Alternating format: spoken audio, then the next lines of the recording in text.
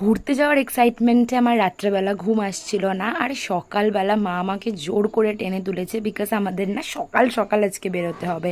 আর যেহেতু আজকে আমার উপোস, আর এই প্রথমবার আমি কোনো কিছুর জন্য উপোস করছি, তো একটু প্রথম থেকে আমার নিজেকে টায়ার্ড লাগছে। আর মা শুধু বলেছে আমি রচাই খেতে পারবো, তাই আমি সকাল সকাল একটু রেডি হয়ে রচা খেয়ে ব্যাস পুরোপুরি রেডি হয়ে গেছি। আর আমি আর মা এখন বেরিয়েছি, বাবা আর ভাই আসবে রাত্রেবেলা।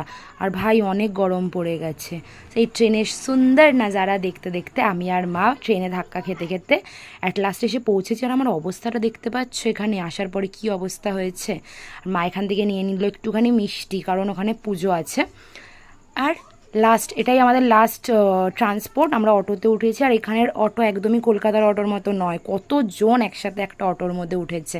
আমার বোন বলেছিল এখানে খুব ঠান্ডা, রোদের অবস্থা দেখে তো আমি ঠান্ডার আভাস পেয়েই গেছি। আর অ্যাট লাস্ট এসে গেছি, সবাইকে দেখে মনে একটু শান্তি হলো।